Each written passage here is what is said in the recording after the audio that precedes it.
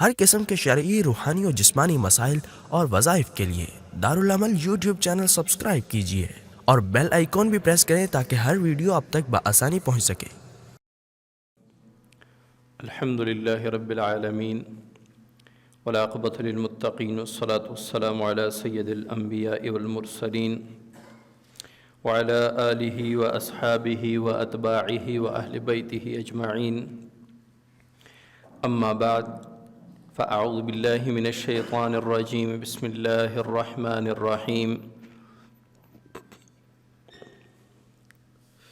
یا ایہا الذین آمنوا لا تتخذوا اليہود والنصارى اولیاء بعضهم اولیاء بعض ومن يتولهم منکم فإنہ منہم ان اللہ لا یہدی القوم الظالمین۔ صدق اللہ العظیم۔ سورہ مائدہ کی آیت نمبر 51 تلاوت کی ہے۔ اللہ تعالیٰ نے اسلام ایک مکمل دین بنایا ہے۔ الیوم اکملت لکم دینکم واتممت علیکم نعمتی ورضیت لکم الاسلام دینا۔ اللہ تعالیٰ فرماتے ہیں الیوم اکملت لکم دینکم، آج میں نے تمہارے لیے تمہارا دین مکمل کر دیا۔ واتممت علیکم نعمتی، اور تم پر اپنی نعمتیں تمام کر دی۔ وَرَضِيتُ لَكُمُ الْإِسْلَامَ دِينًا، اور آپ کے لیے اسلام دین کو منتخب کیا، پسند کیا۔ اب جب دین اسلام ایک مکمل دین ہے تو مکمل دین میں خوشی کے مواقع بھی ہیں، غم کے مواقع بھی ہیں، معاشی مسائل کا حل بھی ہے، معاشرتی مسائل کا حل بھی ہے، رشتے ناطے جوڑنے توڑنے یہ مسائل بھی ہیں۔ گویا کہ جب ایک مکمل دین ہوا تو اس میں ہر طرح کے انسان کو پیش آنے والے ہر قسم کے معاملات، ہر قسم کے مسائل کا حل موجود ہے۔ اگر کسی مسئلے کا حل خدا نخواستہ اسلام میں موجود نہ ہوتا تو ہم یہ نہیں کہہ سکتے تھے کہ اسلام ایک مکمل دین ہے۔ اگر دوسرے مذاہب میں غم منانے کا طور طریقہ سکھایا گیا ہے تو اسلام میں اس سے بدرجہ اتم اور بدرجہ اعلیٰ سکھایا گیا ہے کہ غم کو آپ نے کیسے گزارنا ہے، غم کی گھڑیاں کیسے گزارنی ہیں، غم میں آپ نے کیا کرنا ہے۔ اگر دوسرے مذاہب میں خوشی کے دن متعین ہیں، خوشی کے دن مقرر ہیں، تو اسلام میں خوشی کے دن بدرجہ اعلیٰ متعین و مقرر ہیں۔ اگر دوسرے مذاہب میں خوشی کے تہوار موجود ہیں، خوشی کے تہوار منائے جاتے ہیں، تو اسلام نے بھی مسلمانوں کو خوشی کے تہوار منانے کا موقع دیا ہے۔ اگر دوسرے مذاہب میں معاشی مسائل کا حل موجود ہے، کاروبار کیسے کرنا ہے، بزنس کیسے چلانا ہے، رزق روٹی کیسے کسب کرنی ہے، تو اسلام میں بہترین درجے میں معاشی مسائل کا حل موجود ہے۔ جب اسلام ایک مکمل ضابطہ حیات ہوا، مکمل دین ہوا، تو اب اسلام چاہتا ہے کہ جب میں مکمل ہوں تو آپ کو کسی دوسری طرف جانے کی ضرورت نہیں ہے، نہ رہن سہن میں، نہ کاروبار میں، نہ معاش میں، نہ معیشت میں، نہ تعلقات میں، نہ خوشی میں، نہ غمی میں، نہ اٹھنے بیٹھنے میں، نہ اپنا ظاہری گیٹ اپ، ظاہری حلیہ، نہ اس میں کسی دوسرے کی مشابہت اور کسی دوسرے تہذیب، تمدن، مذہب، قوم، علاقے کی طرف جانے کی ضرورت ہے، کوئی ضرورت نہیں۔ جس اسلام نے ہمیں عبادت دیا ہے، اس اسلام نے ہمیں پہننے کا انداز بھی بتایا ہے، اس اسلام نے ہمیں معاش میں، اپنے ماحول میں رہنے کا طریقہ بھی بتایا ہے۔ تو جو مذہب مکمل ہو تو وہاں پہ دوسرے طرف جانے کی کیا ضرورت ہے، کوئی ضرورت نہیں ہوتی۔ ایک شخص کی اپنی دکان ہے کریانے کی، اب اس میں اس کے پاس ہر چیز موجود ہے، چینی، آٹا، گھی، دالیں، صابن، ہر قسم کا. تو وہ جب گھر کے لیے لے جائے گا تو اپنے دکان سے لے جائے گا ضرور ساری چیزیں، لیکن اگر وہ سبزی لے جائے گا تو وہ سبزی کے لیے کسی دوسری کی دکان پہ جائے گا، کیونکہ اب یہ چیز اس کی دکان میں نہیں ہے. اب گوشت کے لیے جائے گا تو کریانہ سٹور والا کسی دوسری دکان پہ جائے گا، کیونکہ گوشت اس کی دکان میں نہیں ہے.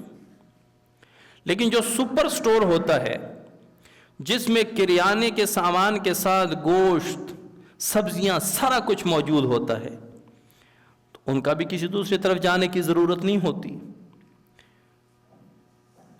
تو جب ہر چیز انسان کے پاس خود موجود ہوتی ہے تو وہ دوسری طرف نہیں جاتا.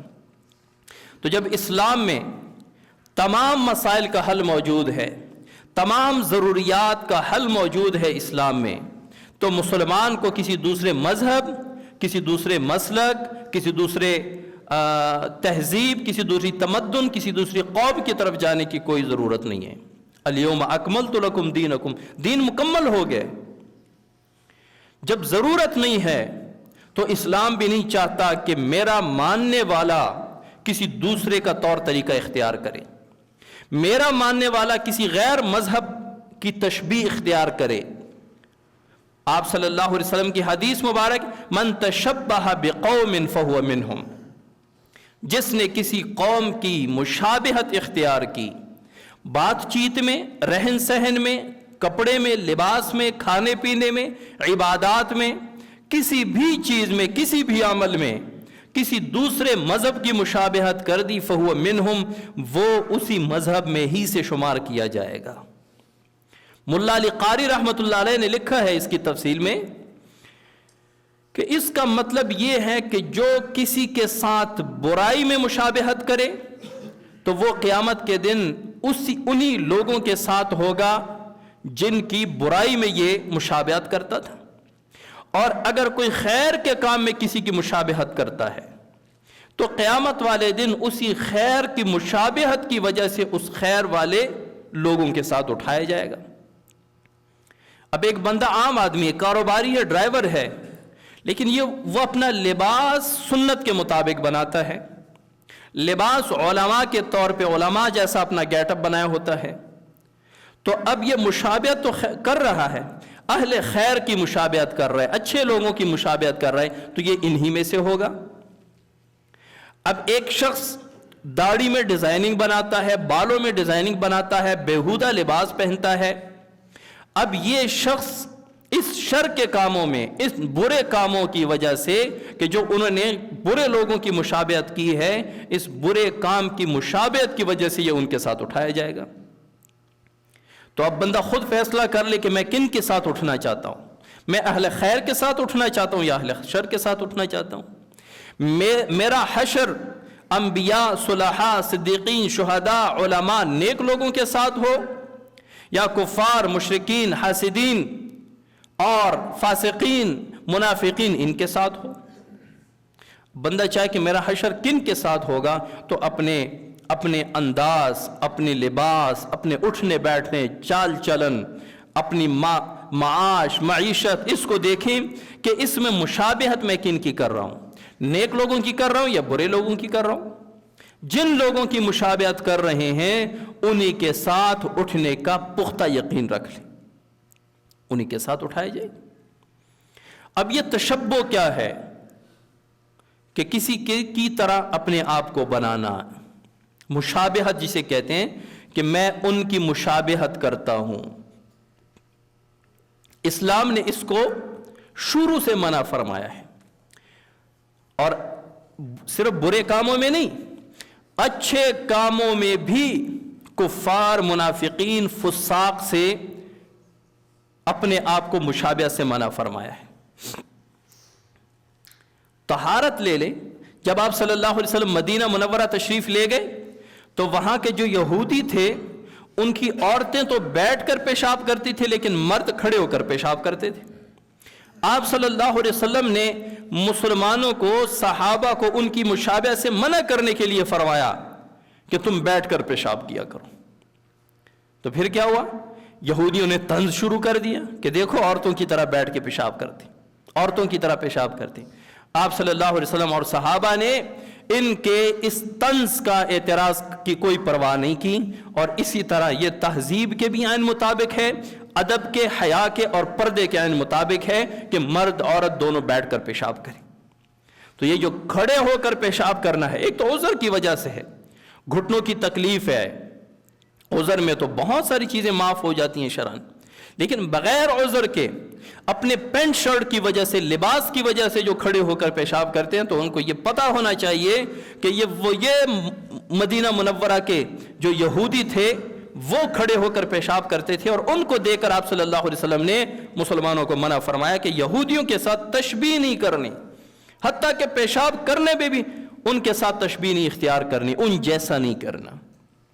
اذان لے لے. اذان کی ابتدا کیسے ہوئی؟ جب مدینہ منورہ تشریف لائے، نماز فرض ہو گئی، تو آپ صلی اللہ علیہ وسلم نماز کے لیے تشریف لاتے تو صحابہ بھی تشریف لے آتے اور نماز کھڑی ہو جاتی. لیکن چونکہ باقاعدہ نماز کے لیے بلانے کی کوئی ترتیب نہیں تھی، اذان تھی نہیں اور کوئی ترتیب نہیں تھی، تو صحابہ بہت دیر تک انتظار کرتے تھے. وقت کا پتہ نہیں ہوتا تھا، گھڑی تھی نہیں، ویسے وقت کا پتہ نہیں، اذان نہیں ہوتی تھی، تو صحابہ بہت دیر تک انتظار کرتے تھے آپ صلی اللہ علیہ وسلم کے آنے کا. آپ صلی اللہ علیہ وسلم تشریف لاتے تو نماز کھڑی ہو جاتی. تو آپ صلی اللہ علیہ وسلم نے صحابہ سے فرمایا کہ نماز کے لیے بلانے کی کوئی ترتیب بنائے. کیا ترتیب ہونی چاہیے؟ کیا ترتیب ہونی چاہیے؟ تو کسی نے کہا کہ ہم ناقوس بجاتے ہیں. یہ جو گرجوں میں عیسائیوں کے جو عبادت گاہ ہے، جو گرجا ہے، اس میں ایک بہت بڑا گھنٹا لٹکتا ہے اور اس کو ایسے بجاتے ہیں، وہ ان کی عبادت کا ایک حصہ ہوتا ہے. تو وہ جو گھنٹا ہوتا ہے بہت بڑا، وہ بجاتے ہیں. تو کسی نے یہ مشورہ دیا کہ ہم ناقوس بجاتے ہیں. آپ صلی اللہ علیہ وسلم نے منع فرمایا، نہیں، یہ عیسائیوں کا طریقہ ہے، یہ عیسائیوں کا طریقہ ہے. اب یہ گھنٹی بجانا ہی تھا، عیسائی بھی گھنٹی بجاتے، ہم بھی گھنٹی بجاتے، لیکن آپ صلی اللہ علیہ وسلم نے اس کو پسند نہیں فرمایا، اور پسند نہ فرمانے کی اور کوئی وجہ نہیں تھی سوائے اس کے کہ یہ عیسائیوں کا طریقہ ہے اور ہم عیسائیوں جیسا عمل نہیں کرنا چاہتے. کسی نے کہا کہ ہم بگل بجاتے ہیں، وہ سینگ کی طرح ہوتا ہے اور وہ منہ میں، جس طرح آج کل یہ بینڈ باجے والے منہ میں باجا پکڑ کے بجاتے ہیں، تو یہ بگل بجاتے تھے یہودی اپنی عبادت کے انداز میں.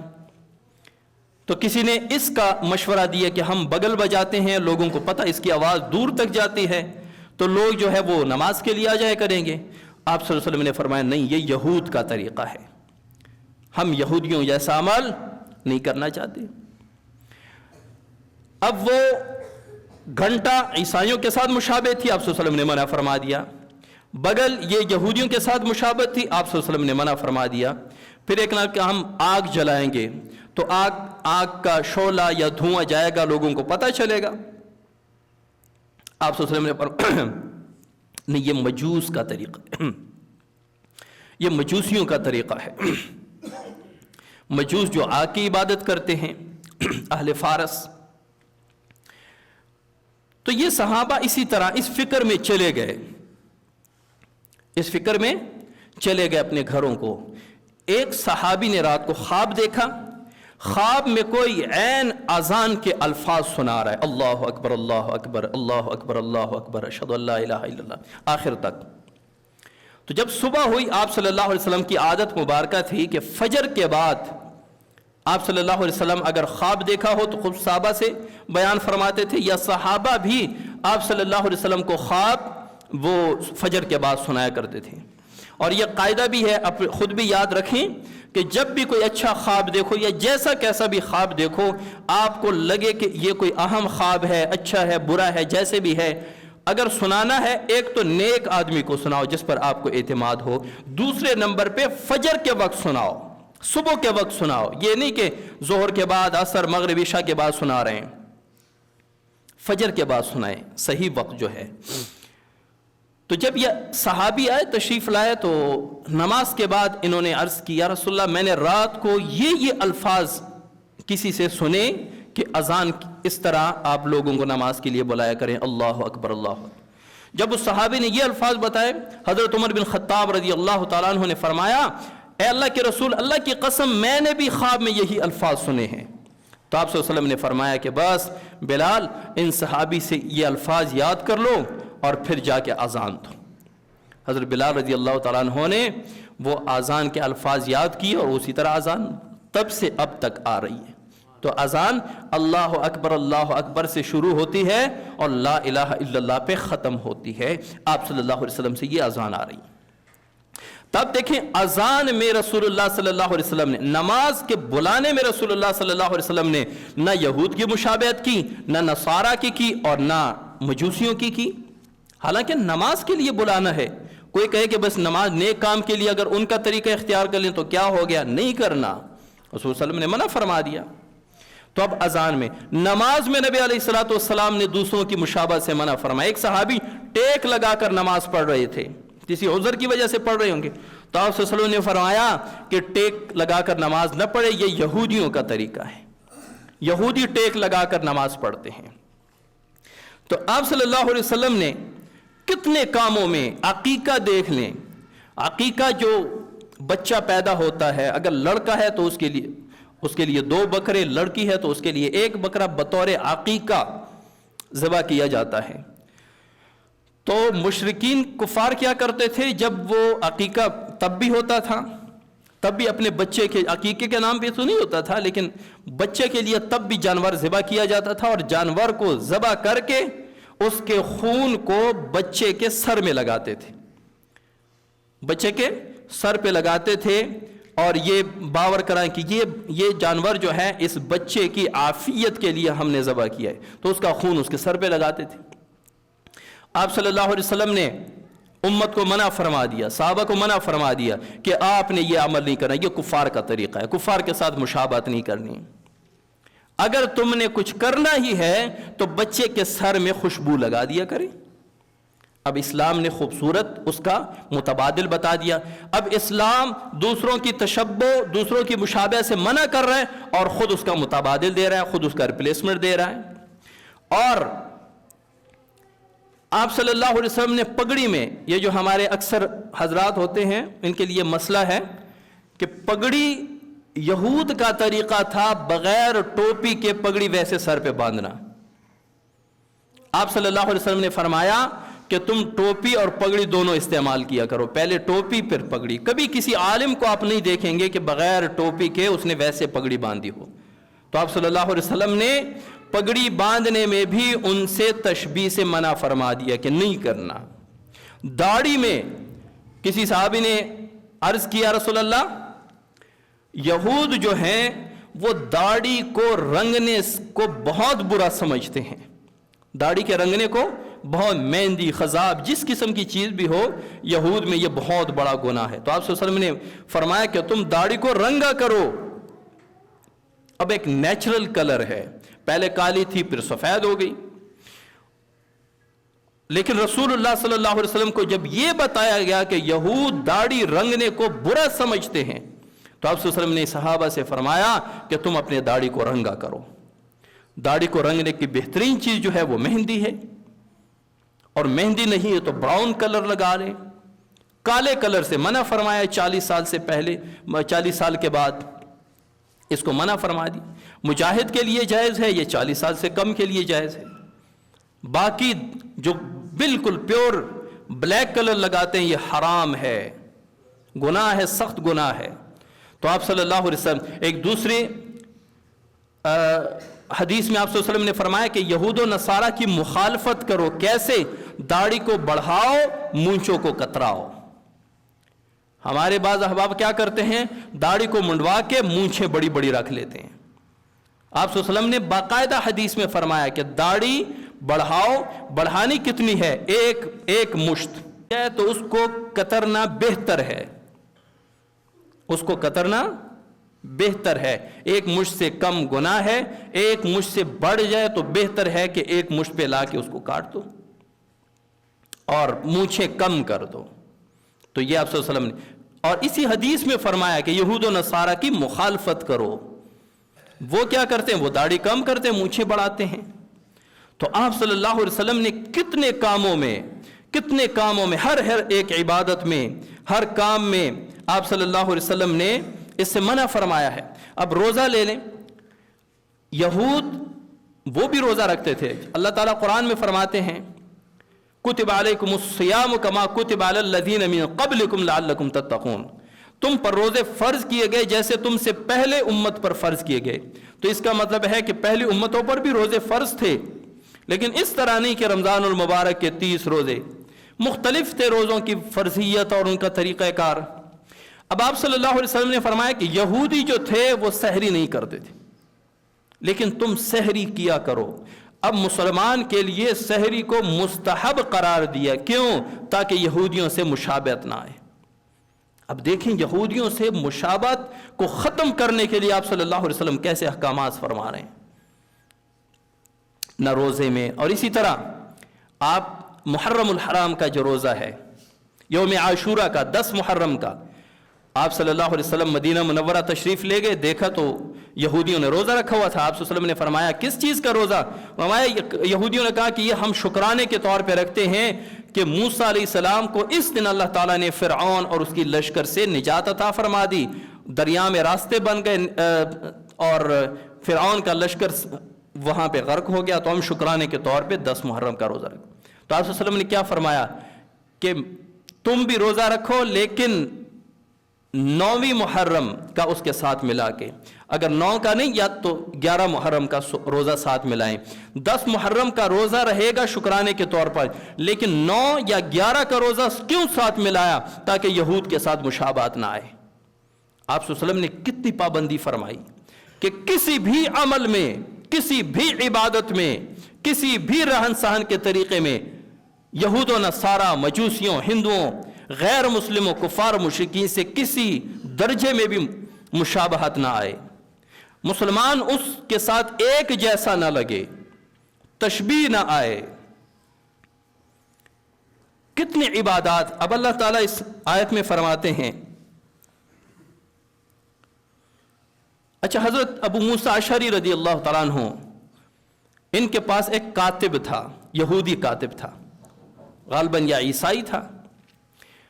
تو اس نے حضرت ابو موسیٰ اشعری رضی اللہ عنہ نے حضرت عمر رضی اللہ تعالیٰ عنہ سے عرض کیا کہ اے امیر المومنین، میرا ایک کاتب ہے، مجوسی، غالباً عیسائی ہے۔ تو حضرت عمر رضی اللہ تعالیٰ عنہ نے فرمایا کہ آپ کو کوئی مسلمان نہیں ملا؟ آپ کو کوئی مسلمان نہیں ملا؟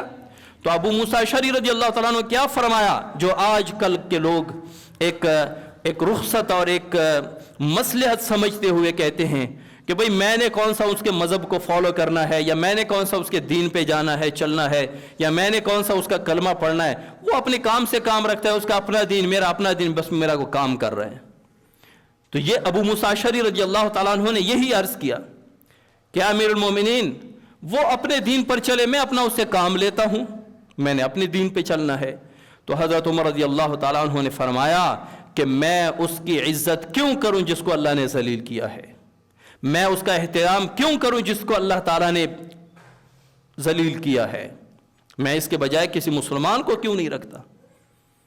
تو آپ صلی اللہ علیہ وسلم صحابہ، یہود و نصارہ، مجوسیوں، ہندوؤں، سکھوں، ان کی مشابہت سے اتنا منع فرماتے تھے، عبادات میں بھی، معاش میں، معیشت میں۔ حتیٰ کہ ایک صحابی کے پاس کمان تھی، فارسی کمان، اہل فارس کی، ایران کی، اور وہ مجوسی تھے، آگ کی عبادت کیا کرتے تھے، پوجا کیا کرتے تھے۔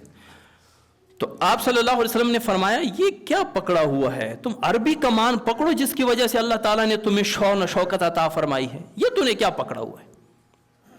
اب اس حدیث سے پتہ چلتا ہے کہ جب تک آپ کو مسلمان کی بنائی ہوئی چیز ملتی ہے تو غیروں کی طرف جانے کی ضرورت نہیں ہے۔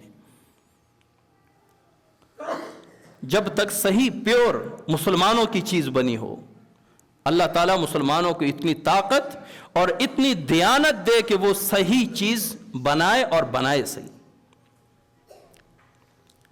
لیکن اس کے باوجود آپ صلی اللہ علیہ وسلم نے غیروں کے ہتھیار، یہ چیزیں بھی استعمال فرمائی ہیں، صحابہ نے استعمال فرمائی، لیکن جو چیز مسلمانوں کی موجود ہو وہ مسلمانوں کی ہی استعمال کریں.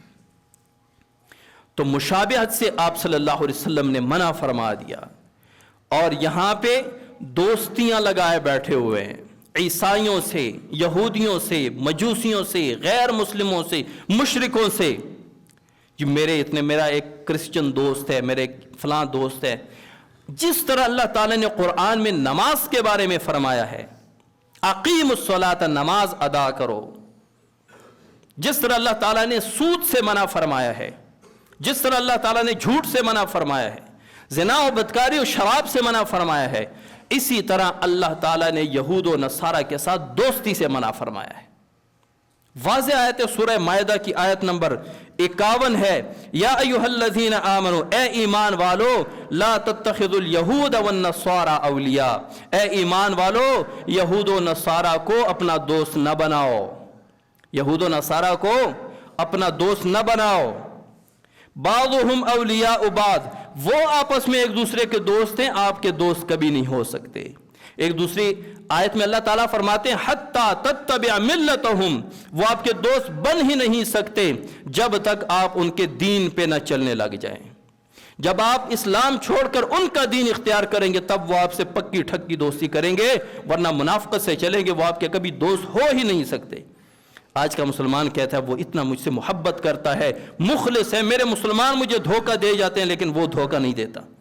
جتنا مخلص ہو، جتنا دیانتدار ہو، جتنا آپ پر مٹنے اور قربان ہونے والا ہو، ان تمام قربانیوں کے سامنے قرآن مجید کی ایک آیت ہے لا تتخذوا الیہود والنصارى اولیاء، یہود و نصارہ کو اپنا دوست نہ بناؤ. بعضهم اولیاء بعض، وہ آپس میں ایک دوسرے کے دوست ہیں، آپ کے دوست کبھی نہیں ہو سکتے. آگے اللہ تعالیٰ فرماتے ہیں وَمَن يَتَوَلَّهُم مِّنكُمْ فَإِنَّهُ مِنْهُمْ، تم میں سے اگر کوئی ان کا دوست ہو گیا تو وہ انہی میں سے ہوگا، وہ انہی میں سے ہوگا. یہ آیت اتری کب ہے؟ دو صحابہ ہیں، ان میں سے ایک صحابی ہے اور ایک رئیس المنافقین ہے، عبداللہ ابن ابی ابن سلول. وہ صحابی کیا فرماتے ہیں کہ آج کے بعد میرے جتنے بھی غیر مسلم دوست ہیں، عیسائی یہودی، اور ان میں میرے بڑے پکے دوست ہیں اور بڑے مال دولت اور پیسے والے شان و شوکت والے دوست ہیں، میں نے ان سب کو چھوڑ دیا، آج کے بعد میں ان سے کبھی نہیں ملوں گا. عبداللہ ابن ابی ابن سلول چونکہ یہ رئیس المنافقین تھا، منافق تھا، زبان پہ مسلمان تھا، اندر وہ کافر تھا. آپ صلی اللہ علیہ وسلم کے زمانے میں نفاق عملی نہیں تھا، نفاق اعتقادی تھا. یعنی جس کو منافق کہتے ہیں وہ منافق اعتقادی تھا، زبان پہ مسلمان اندر سے کافر. آج جو منافق ہے اس کو منافق عملی کہا جاتا ہے کہ اس کا عمل منافقین جیسا ہوگا اگرچہ وہ مسلمان ہے. تو اس نے کہا کہ عبداللہ ابن ابی ابن سلول رئیس المنافقین، اس نے کہا کہ بھئی میں تو ان کے ساتھ کبھی رابطے ختم نہیں کروں گا، میں تو ان کے ساتھ دوستی ختم نہیں کروں گا. ہو سکتا ہے حالات پلٹ جائیں، واپس جو ہے یہود و نصارہ ہمارے اوپر فتح حاصل کر جائیں، غالب ہو جائیں، تو میری دوستی مجھے کام آئے گی. میں ان کو کہوں گا دیکھو اسلام کے باوجود، اسلام کے غلبے کے باوجود میں آپ کا دوست تھا. تو اس نے منافقت سے کام لیا. تو اللہ تعالیٰ نے یہاں آیت نازل فرما دی یا ایھا الذین آمنوا لا تتخذوا الیہود والنصارى اولیاء بعضهم اولیاء بعض، وہ آپس میں ایک دوسرے کے دوست ہیں، آپ کے دوست نہیں ہو سکتے. اور فرمایا ان اللہ لا یہدی القوم الظالمین، اللہ تعالیٰ ظالم قوم کو ہدایت نہیں فرماتے. اب ان کی اس بات پہ، عبداللہ ابن ابی ابن سلول رئیس المنافقین کی اس بات پہ اللہ تعالیٰ نے یہ بھی فرما دیا فَتَرَى الَّذِينَ فِي قُلُوبِهِم مَّرَضٌ يُسَارِعُونَ فِيهِمْ يَقُولُونَ يَخْشَىٰ أَن تُصِيبَنَا دَائِرَةٌ، جن لوگوں کے دل میں مرض ہے، مرض کون سا؟ نفاق کا، کفر کا، وہ دوڑتے ہوئے ان کی دوستی کی طرف جائیں گے. کس لیے؟ اس لیے کہ کہیں زمانہ گردش نہ کر جائے اور واپس وہ ہم پر غالب ہو جائیں تو میری دوستی مجھے کام آ جائے گی. اللہ تعالیٰ فرماتے ہیں فَعَسَى اللَّهُ أَن يَأْتِيَ بِالْفَتْحِ، قریب ہے کہ اللہ تعالیٰ فتح عطا فرما دے، او امر من عنده فَيُصْبِحُ عَلَى مَا أَصَرُّوا فِي أَنفُسِهِمْ نَادِمِينَ. تو کیا ہوگا؟ یہ لوگ جو بات اپنے دل میں چھپائے ہوئے ہیں، کفر کی، منافقت کی، عبداللہ ابن ابی ابن سلول کے بارے میں فرما رہے ہیں کہ یہ پھر پچھتائیں گے اس بات پر کہ اوہو ہم نے یہ کام کیوں نہیں کیا جو صحابہ کرتے تھے، ہم ان سے بیزار کیوں نہیں ہوئے یہود و نصارہ کی۔ تو ان ساری باتوں کا خلاصہ یہ ہے کہ اسلام چاہتا ہے کہ کبھی کسی غیر مسلم کی مشابہت نہیں کرنی، یہود و نصارہ کی مشابہت نہیں کرنی۔ آج پرسوں کرسمس ڈے ہے، اس میں کیا ہوتا ہے، یہ عیسائی حضرت عیسیٰ علیہ السلام کی پیدائش کی خوشی مناتے ہیں، حالانکہ یہ بالکل تاریخی لحاظ سے غلط ہے۔ 25 دسمبر حضرت عیسیٰ علیہ السلام کی پیدائش کا دن ہی نہیں ہے، نہ 300 سال تک حضرت عیسیٰ علیہ السلام کی یہ کرسمس ڈے منائی گئی۔ 4 صدی میں سلطان قسطنطین اس نے یہ کام شروع کیا، اور حضرت عیسیٰ علیہ السلام کے خوشی کے موقع پر کہ ہم حضرت عیسیٰ علیہ السلام کی خوشی کے موقع پر ہم جو ہے وہ عیسائی تعلیمات عام کریں گے، پھر وہ چلتے چلتے پھر شراب نوشی یہ چلتے آج تک یہ آتے ہوئے یہ ایک تہوار بن گیا، اور عیسائی اس کو منانے لگے، ایک دوسرے کو کیک دیتے ہیں، کیک کاٹتے ہیں، گفٹ دیتے ہیں 24 دسمبر کو، جس کو تحفے تحائف کا دن کہتے ہیں۔ لیکن اس میں بعض مسلمان بھی آ جاتے ہیں، وہ بھی کیک دیتے ہیں، مٹھائی دیتے ہیں، یا ان کی طرف سے آنے والے ہدایہ کو قبول کرتے ہیں، اور دلیل کیا دیتے ہیں کہ جی وہ بھی ہمارے ساتھ عید مناتے ہیں، وہ بھی ہمیں عید مبارک کہتے ہیں، تو ہم ان کو ہیپی کرسمس ڈے کہہ دیتے ہیں، ہم ان کو کانگریچولیشن کہہ دیتے ہیں۔ بھئی آپ اور عیسائی میں اتنا فرق نہیں ہے کہ وہ آپ کی عید منانے کے لیے آ گیا تو آپ ان کے مذہبی تہوار منانے کے لیے چلے جائیں، آپ کے پاس اور کوئی دلیل نہیں ہے۔ اسلام نے جب منع فرما دیا، اچھا تشبہ جو دین مذہب میں ہو وہ حرام ہے، اور جو اعمال و عادات میں ہو وہ مکروہ تحریمی ہے۔ مثال کے طور پہ یہود و نصارہ عادت پہ طور پہ کوئی کپڑے پہنتے ہیں تو ان کی طرح کپڑے پہننا مکروہ تحریمی ہے، لیکن اگر وہ مذہبی کپڑے پہنتے ہوں، جیسے اسلام میں پگڑی مذہبی ہے، ہمارے اس طرح کا لباس مذہبی ہے، اگر ان کا کوئی مذہبی لباس ہے اور وہ کوئی پہنتا ہے تو وہ بالکل حرام ہے۔ تو یہ کرسمس ڈے ان کو منانے دیں، اسلام نے ان کو اپنے حقوق دیے ہیں، اور ہمیں بھی بتا دیا ہے کہ ان کے حقوق کی ادائیگی کریں، ان کو امن دیں، ان کو سکون سے رہنے دیں اپنے مسلمان ملک میں، لیکن بہت زیادہ 30 مارخان بننے کی ضرورت نہیں ہے کہ جی وہ بھی انسان ہے، ہم ان سے محبت کریں گے، یہ ہوگا وہ ہوگا، وہ عبادت کرتے ہو ہم ان کی حفاظت کریں گے، وہ ہماری حفاظت کریں گے۔ اسلام نے مسلمان کو اتنا کمزور نہیں بنایا کہ عیسائی جو کچھ کریں آپ ان کے نقش قدم پر چلیں۔ اللہ تعالی ہمیں سمجھنے کی توفیق عطا فرمائے۔ وما علینا الا البلاغ۔